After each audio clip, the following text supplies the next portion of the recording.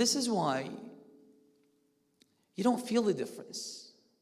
You don't feel that these cells have been replaced. You don't see the change. Why? Because of the genetic coding. Now, as the month of Ramadan is coming to an end, the Eid is just around the corner. We need to, first of all, ask ourselves this question. How many months of Ramadan have we witnessed? We've witnessed, depending on your age, but many months of Ramadan. How much impact did the previous months of Ramadan have on our lives? Did we really change? The month of Ramadan is a divine program. It's an intense divine program designed to train us to acquire willpower so we can face the ongoing struggle of life. Sallu ala Muhammad wa ali Muhammad.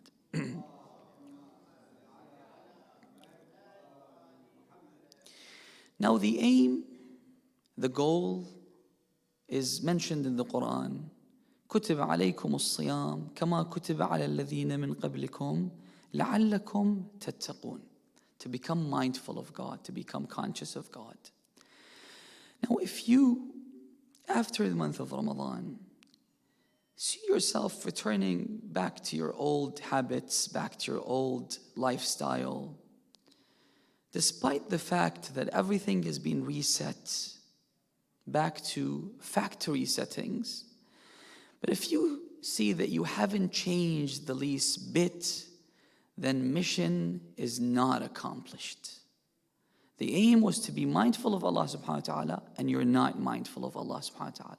In your akhlaq, in your habits, in the things that you do, in your attitude towards other people, if you haven't changed, then the mission has not been accomplished.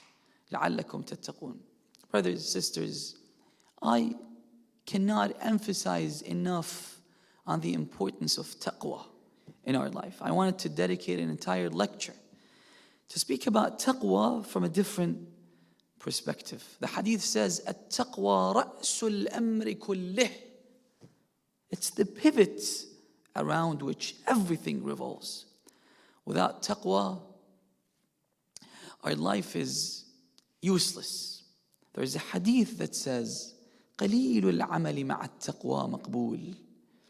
If you worship Allah subhanahu wa ta'ala the whole night, spend the days fasting, seeking nearness to Allah subhanahu wa ta'ala, carry out good deeds, but you have no taqwa, then you haven't achieved anything. Mardud, everything is rejected. Because the core of faith is taqwa. While if you only offer a little bit of a'mal, you only pray the obligatory prayers, but you have taqwa. وَقَلِيلُ الْعَمَلِ مَعَ التَّقْوَى مَقْبُولٌ. Imam As-Sadiq alayhi salam says that one day I was circumambulating around the Kaaba while I was exhausted. Maybe it was his second tawaf, third tawaf, fourth tawaf. He said when my father saw me, or maybe it was Imam Musa bin Ja'far talking about his father, Imam Sadiq. He says, بُنَيْ إِنَّ اللَّهَ إِذَا رَضِيَ عَنْ عَبْدٍ قَبِلَ مِنْهُ الْيَسِيرِ. If Allah subhanahu wa ta'ala is pleased with someone, then He would be fine with that person, that guy or girl, even offering a little bit of a'mal. You don't need to do much as long as Allah subhanahu wa ta'ala is pleased with you. حَبَّذَا نَوْمُ الْأَكْيَاسِ. Some people spend the nights sleeping. Asleep. They don't wake up to pray Salatul Layl. But God is pleased with them because they have taqwa. Let me give you an example. Sometimes you find someone who tries to please his parents, but not the way they want to be pleased. You find a son buying his father a car, buying his mother a car.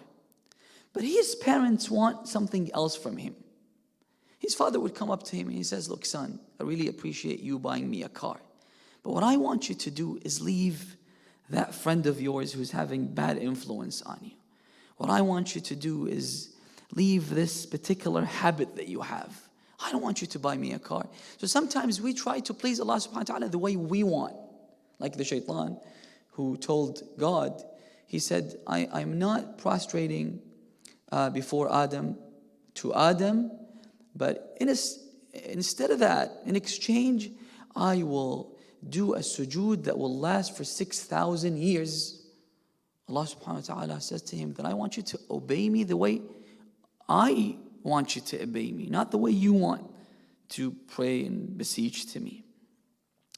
رأس الأمر كله. This is why Amir al-Mu'mineen in one hadith says that I never asked Allah subhanahu wa ta'ala to give me good-looking children. Usually, this is a priority to the parents, especially the mothers. They want good-looking kids. The Imam says, I never asked, even though there's nothing wrong with asking God to give you beautiful kids. But the Imam said, this is not my priority at all. What I asked Allah subhanahu wa ta'ala to give me is children that would fear Allah subhanahu wa ta'ala when they reach an intersection in life, a junction in life, in which they have to choose between halal and haram. I want kids to be mindful of Allah subhanahu wa ta'ala. Why? Because the hadith says, إِنَّ اللَّهَ يَدْفَعُ بِالتَّقْوَى عَنِ الْمُؤْمِنِ. If a believer is mindful of Allah subhanahu wa ta'ala, Allah will give that person protection. مَا يَعْزُبُ عَنْهُ عَقْلُهُ. Meaning that we usually like to plan our lives.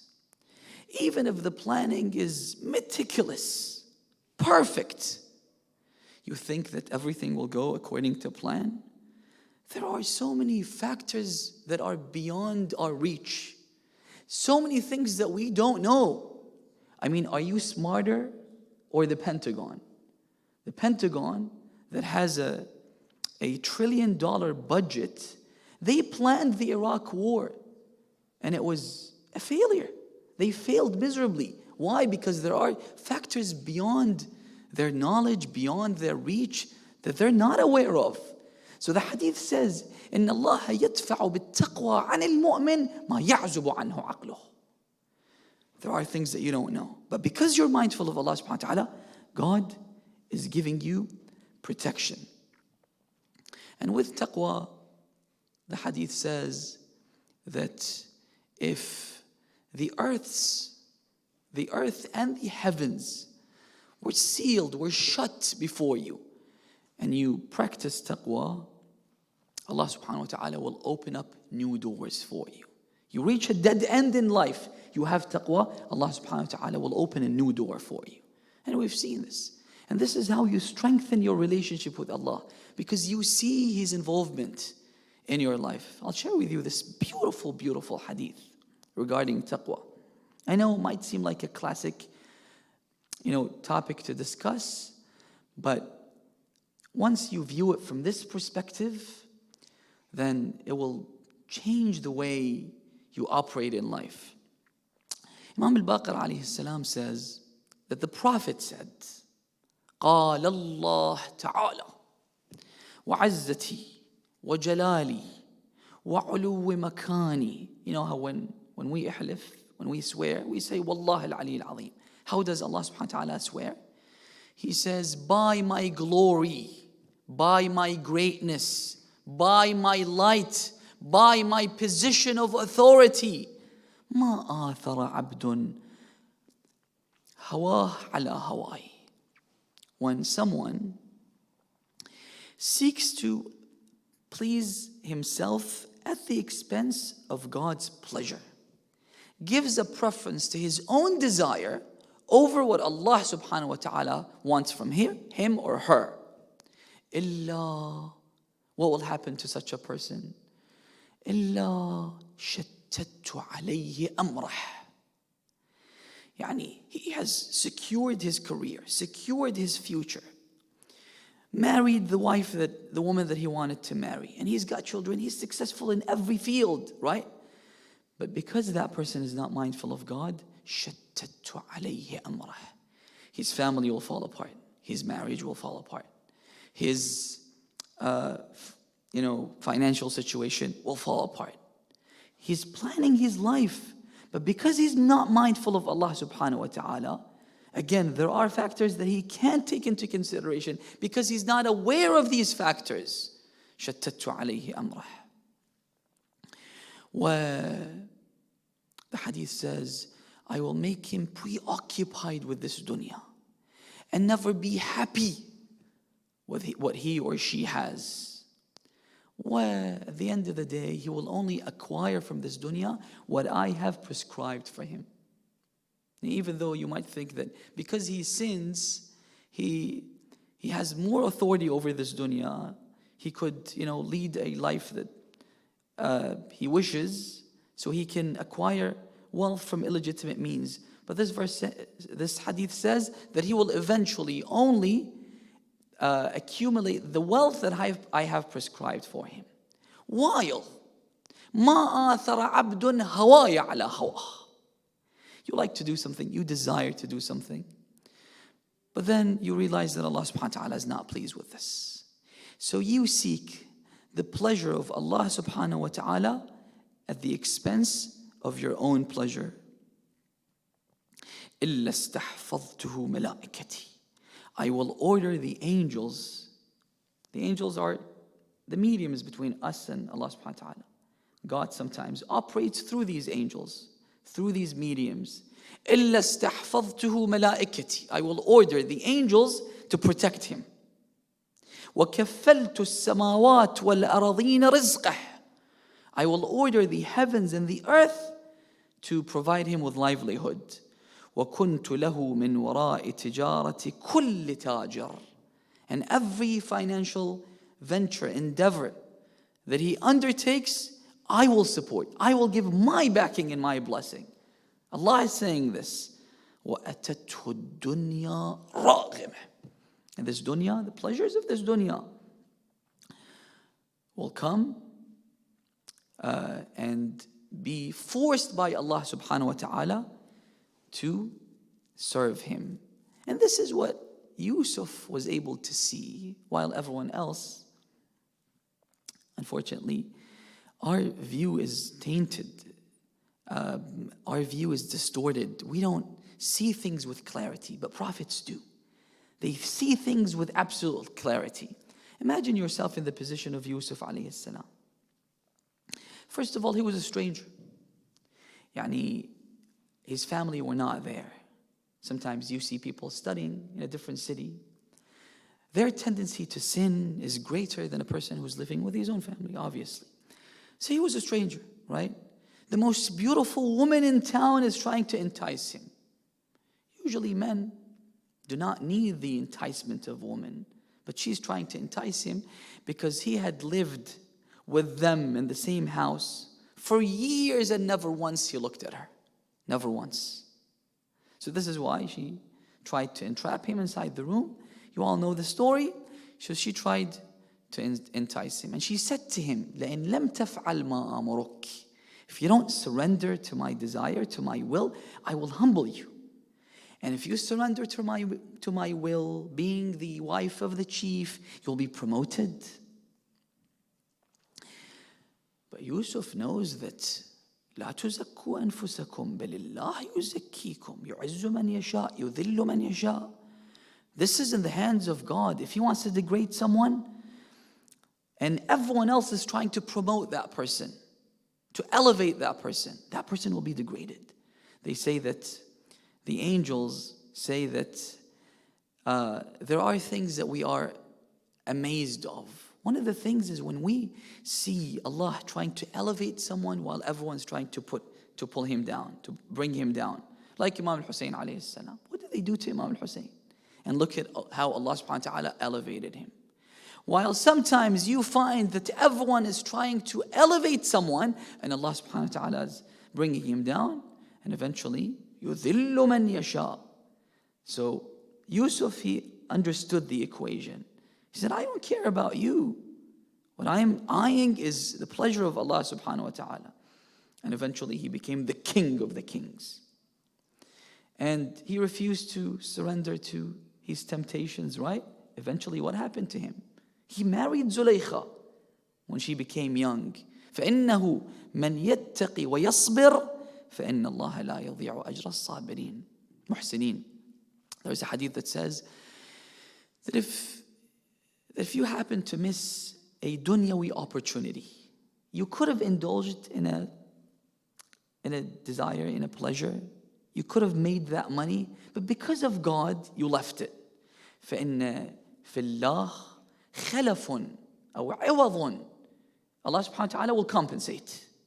While if you lose Allah subhanahu wa ta'ala for something dunyawi, for a worldly pleasure, there is nothing that can compensate for this loss. Absolutely nothing. This is why I usually tell parents that if you want to instill something in the minds and hearts of your children, let it be taqwa of Allah subhanahu wa ta'ala. Because taqwa will give them direction. Taqwa will give them knowledge. And taqwa will give them protection. There's a hadith that says, the Imam tells this guy who was working day and night to leave a fortune for his children. The Imam said to him something along the lines of that you should raise your children in a way to have taqwa. If they have taqwa, God will take care of them. You don't need to, be obsessed about what will happen to them after me when you die. And if they don't have taqwa, then even the wealth that you will be leaving behind will be to no avail, will not help them. Now, Allah subhanahu wa ta'ala also tells us that the question that I'm trying to address tonight is, what should we do after the month of Ramadan? This is a real challenge. Allah subhanahu wa ta'ala also tells us in the Quran, seek help from two things. وَاسْتَعِينُوا بِالصَّبْرِ وَالصَّلَاةِ. Sabr here, according to the narrations of Ahlul Bayt alayhimu salam, is fasting. Seek support, help from fasting. We fast during the month of Ramadan. Usually most people, they don't fast until the next month of Ramadan. This is not how the Prophet ﷺ did. What the Prophet did was he mata an sawm ad-dahr. He used to fast the first Thursday of every month and the last Thursday of every month and the Wednesday in between in the Hijri calendar, of course. So this is equivalent to sawm ad-dahr. It's like as if you're fasting for eternity. Why? Because Allah subhanahu wa ta'ala multiplies the good act that you carry. So you fast for one day, it's equal to fasting 10 days. When you fast 3 days of every month, this is equivalent to fasting 30 days of every month. And what fasting does, fasting has a lot of benefits, brothers and sisters. One of the things that it does, it brings to the fore the good seeds or the good elements that we possess. And it sidelines all the evil seeds that we have. So this is one of the things that we could use that would give us strength to maintain our faith. The second thing is ta'inu bis-sabri was-salat. Sallu ala Muhammad wa ali Muhammad. Again, oftentimes when I speak to parents, when they complain about their kids, I tell them that the salat of your kids should be a priority. Sometimes some parents say that, we don't want to force them. Why is it when it comes to brushing their teeth, you force them? When it comes to studying, you force them. When it comes to bedtime, you force them. But when it comes to hijab and salat and anything religious, you say, no, they need to be convinced. I don't want to force them. This is good for them. This is good for them. The hadith says, كُلُّ شَيْءٍ تَبَعٌ لِصَلَاتِكَ. Everything follows your salat. If you pray properly, if you pray on time, then you shouldn't worry about anything. Even if you are loose in other areas in your religion, your salat will fix all the other areas in your faith. This is why this should be a priority for all of us. Salat supports us. Salat helps us. Inna salata tanha anil fahsha'i wal munkari wal baghi. So these are some of the helpful tips that we could utilize for the aftermath of the month of Ramadan. But let's face it, we know very well that this dunya and the pleasures of this dunya are very captivating. The gravitational pull is too strong to resist.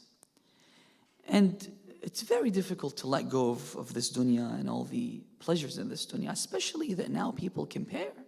Now you have Instagram, You compare and despair. So even if this thought never occurred to you, but when you see other people engaging in this, you want to be like them.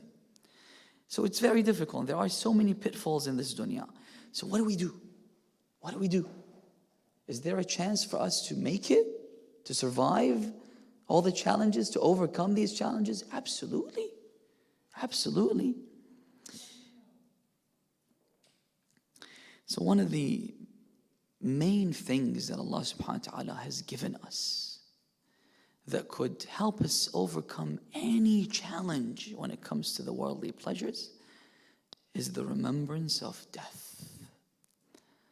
ذكر الموت, the hadith says, يقلع منابت الغفلة.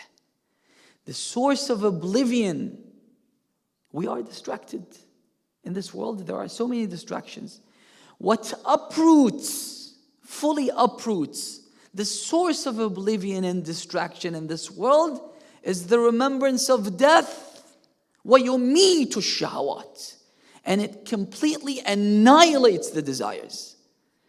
No matter how strong these desires and these urges and these impulses are, once you remember death, you forget everything. Yes, we have the desire to compete with other people. I want to buy a nice car. I want to buy a nice house. But once you remember death, you forget all of that. And this is what Yusuf alayhi salam did when he was in that room with Zulaykha and she was, being lustful with him. She was trying to entice him. She said to him, "You look so good. You smell so good." So he said to her that, "Yes, but when you come after I die, when they bury me and my body decomposes, and you see me, you run away from me." Scary. When you see these worms fighting over me. They say that when the police establishes a crime scene, when they find a dead body in the jungles, so how do they determine the date that person was killed? Through the worms that consume the body. And some of these worms are ugly, thick, ugly. So he's telling her that when you see me after my death, you would run away from me. She said, "You smell so good, O Yusuf." He said, "Yes, when you come to me after I die and see how I smell, you would run away from me. You would be repulsed by my smell." Amir al-Mu'mineen, alayhi salam, one day the advisor of Muawiyah, Amr ibn al-As, he said, "Inna ibn Abi Talib til'ab." Ali leads a playful life. He's not serious. Amir al-Mu'mineen says in a sermon mentioned in Nahj al-Balagha, "Za'am ibn al-Nabigah." He claims that I am leading a playful life. وَيَمْنَعُنِي مِنَ اللَّعِبِ ذِكْرُ الْمَوْتِ. You know what makes me be serious about life and not be playful? The remembrance of death. وَيَمْنَعُهُ مِنْ قَوْلِ الْحَقِّ نِسْيَانُ الْآخِرَةِ. And you know what makes him not be truthful in life? Because he's oblivious of death. He's oblivious of the akhirah. This is something that we will all be facing, brothers and sisters. There's no one that can evade death. We're certain about this, right? But we deal with it as if it's a joke, as if it's been prescribed on someone else. كأنه, Amir al-Mu'mineen says, كأنه على غيرنا كتب. Yeah, that guy died. Yeah, people die, but I don't die. ما رأيته يقينا أشبه لا شك فيه أشبه بباطل لا يقين فيه كالموت. I've never seen something that we're so certain about, but we deal with it as if it's fake. It's not going to happen to me. Like death. Never seen something like that. And the hadith says, فَضَحَ الْمَوْتُ الدُّنْيا. Amir al-Mu'mineen says, you know what exposes this dunya? Yes, the dunya is very appealing, very captivating, very nice. When you look at how these rich and wealthy live, you want to be like them, right? But you know what exposes the dunya? Death. These people die. We will die. Everyone dies. We'll all die. And this is what exposes the dunya. And finally, allow me to share the story of a man that went through the near-death experience.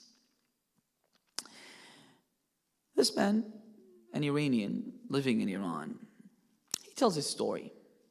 So as he was coming back with his family from the holy city of Mashhad, the reason why I'm sharing his story is because the things that he mentions is compatible with what we know, what we learned from the Ahl Bayt about what will happen to us after death.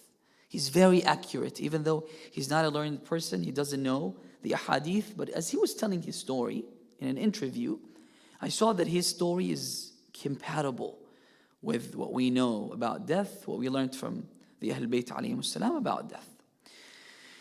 So he's coming back from Mashhad, 2 cars, him and his family members, his mother, his brothers. And as they are in the city of Naishapur, when suddenly a bus hits their car. So he doesn't know what happened, but from the police report, he says that the car capsized, and all of a sudden I was hit hard, and I don't know what happened to me, but what I remember is that I can hear the sounds of people screaming, yelling, wailing, weeping around me, but I couldn't see anything.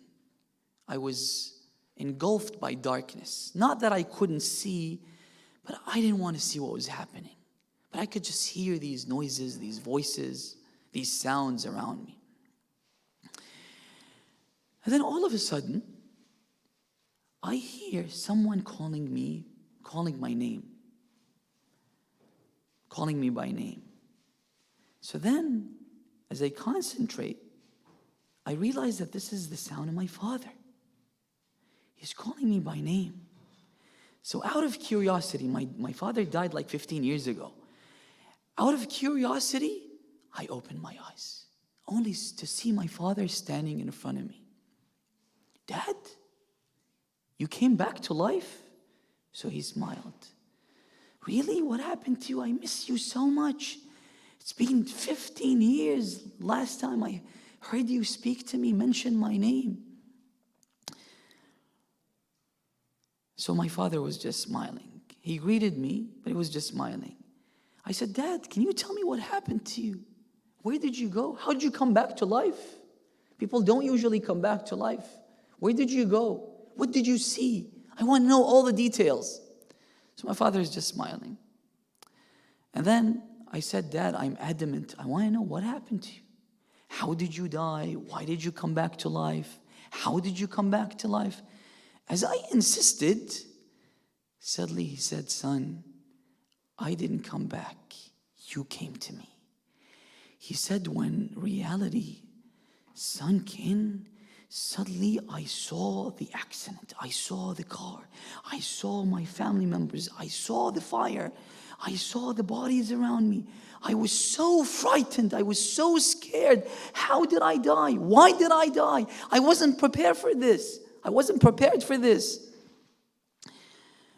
And I saw my mother sitting next to me, next to my body. I saw my body. Suddenly I realized that my body is different from me. This is my soul. I'm not in my body. So I said to my father, I don't want to die. Look at my mother. She's wailing. She's crying. And she was saying, oh, Imam al-Rida. She's beseeching Imam al-Rida. We were your visitors. We're coming back from your visit. How can this happen to my son? Why did my son die? And she was just wailing and crying and weeping and beating her face and beating her chest. I said, Dad, my mother is crying. I want to go back. I tried to go back inside my body, but my soul doesn't enter my body. That's it. إذا جاء أجلهم لا يستأخرون ساعة ولا يستقدمون. Once the soul leaves the body, خلاص, you can't go back. That's it. It's like when a mother gives birth to her child. If all the doctors in the world try to make that child re-enter inside the womb, the child will die. خلاص, you left that world. I tried so hard, I couldn't. I can see people coming, but they don't see me. I'm telling my mother, I'm alive, I can see you, I can hear you. Again, the ahadith, they speak about this. Even when our casket is being carried, the hadith says you see everyone, you recognize everyone. You can speak to them, but they can't hear you. So he said, I'm speaking to them. I'm speaking to my brother who's screaming his lungs out of sorrow for my death. I'm telling him I'm still alive, but he can't hear me. And I mentioned this, the hadith says that our souls are made from wind, from the same fabric. This is why we can move around, but people can't see us. So he said people would walk over me, but they don't bump into me. It felt very weird. Tried so hard to go back inside my body, but I couldn't. I was so scared. But my father is comforting me.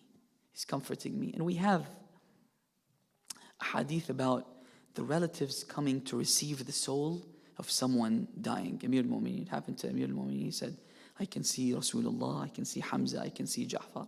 And it happens to the Mu'mineen as well. Sometimes they say that I can see my relatives who died. They come to receive the soul, to greet him, to welcome him to the afterlife. So he's comforting me. He said, don't worry, son. You died. Inshallah, you'll be okay. And then he showed me my burial site. Even though this was in Nayshabur, they live in Tehran. It's about 1,000 kilometers away. But he said, you'll be buried here. He showed me my grave, the soil in which I'll be buried in. And he showed me my tashia', the people taking part in my tashia'. I recognize all of them. The number of people that were participating, where they took me, how they washed my body, everything. I was aware of everything. But I was telling my father, begging him that I don't want to die. I want to go back. Why? Because of my mother. Then he said that all of a sudden, the mood changed. It was like 8 a.m. in the morning. He said, suddenly, the atmosphere changed. My mother, who was sitting next to my body, she was talking to Imam al-Rida. And they interview the mother as well. So his account of the story is very accurate, even though he was motionless, he was unconscious, ostensibly. But they interview his brother, his mother, and the story is very accurate from his point of view. But he was seeing things that they couldn't see. So he said that my mother was yelling, Ya Abul Hasan, Ya Ali ibn Musa al-Rida, come to our rescue. He says, suddenly the atmosphere changed. And all of a sudden, Imam al-Rida entered inside the scene. He said, but when he entered, the glory of Imam al-Rida, the nur of Imam al-Rida was so overwhelming that I couldn't see him in his eyes. I couldn't see him. So Imam al-Rida came and he stood next to my father. He asked my father, what's happening? Why is she calling me? He said, as you can see, it's because of her son. Imam al-Rida didn't say anything. When all of a sudden, I can see with the tip of my eye, from the corner of my eye, I could see that a huge tunnel was brought. As the tunnel was, it was like a tunnel. He said, I can't really describe what I saw. I didn't want to see it. I could see it. I could see behind me. I could see on my side. And there's a hadith that is compatible with his description, because the soul, while it's inside the body, it's confined, our ability to see is confined to our eyes, limited to our eyes. But once the soul leaves the body, we're able to see everywhere around us. So he said, I was able to see everywhere, but I didn't want to see this. I didn't want to see the scene. He said it was like a tunnel that was very scary. And suddenly they opened the tunnel, and I could see these scary black creatures that looked like wolves. And again, I didn't want to fill my eyes with the scene. I didn't want to see them, but it was very dreadful. No matter how articulate I am in describing the scene, it was more dreadful. Anything I've ever seen in my life. I haven't seen anything like this. I haven't seen anything dreadful. I've never harbored this much fear in my life. And as if they were coming towards me. They wanted to devour me. They wanted to attack me. I was so scared. I went to my father, Dad, please help me.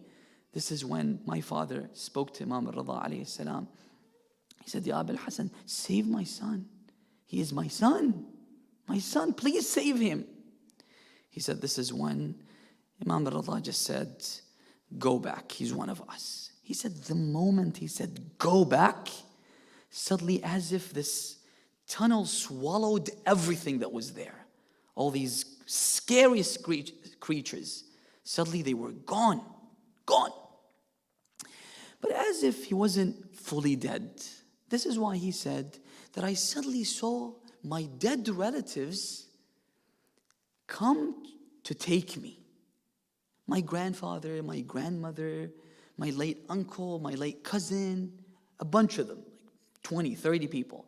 He said, as they were approaching my father, he said, don't come close, don't come close. He's not dead yet. He's still alive. So this gave me hope. What they describe about the akhirah is an eye-opener, brothers and sisters. Unfortunately, the call for the adhan has been made, apparently. So I'll just conclude with this. He said that I saw my a'mal. Every small detail, everything that I went through, all the actions that I carried out, I saw being manifested before my eyes. The good and the bad. And he cites few examples. He said, one day I was at a Husayniyah. After the majlis, there was this old guy. He said, I could see everything. I have full view of everything that has happened. So he said that after the majlis, there was this old guy that came to the majlis. He had left his shoes outside the Husayniyah. So he said, they gave me a background of everything that was happening. For example, I was able to see when and how the shoes was manufactured, when it was made. The family that were working on this shoe, I could see everything, all the details, all the background story. Anyway, so this guy, as he was coming out of the Husayniyah, he was looking for his shoes, but he couldn't find it. So I came out of the Husayniyah, and I helped him find his shoes. So I gave him his shoes, an old guy. He took his shoes and he left. I went back inside the Husayniyah. But now that I went to the afterlife, I could see the guy leave the Husayniyah. As he was leaving, he was happy and he was praying for me, asking Allah subhanahu wa ta'ala to give me protection, asking Allah subhanahu wa ta'ala to support me in my endeavors in life. He said, then I was informed that because of his prayers, Allah protected you numerous times in your life. He said, once I was involved in a car accident. They were supposed to sever my legs. Because of that prayer, Allah protected me. Once I fell off from a tree and I broke my leg. Again, Allah is telling me, because of what you did to that old guy, you found his shoes, God protected you 3 times. They were supposed to sever your legs. All because of a single act of kindness that I did. He said that everything that I did in my life was shown to me. For example, he said, one day, as I was on my bicycle, I saw this couple that were in a car. They had a kid in the car that was sitting in the back seat. So I wanted to make that kid happy. I started making faces. So he liked it, he enjoyed it. So he started laughing and he was smiling and rejoicing. Then this is what I did, right? Then they showed me the aftermath of what I did. I was informed that this couple were in a quarrel and they wanted to get a divorce. Because of what I did, this changed the mood in the car. So the husband, he stopped at this flower shop and he bought flowers for his wife. This changed everything. And they decided to remain together. And he saw them, he said, I saw them as the kid grew up and how they lived together. And all the thawab was given to me because of just this small act of kindness. And he also speaks about certain bad things that he did and how he was seeing the consequences and how the people that he saw there, the dead people, the dead souls, how some of them were super depressed, super unhappy.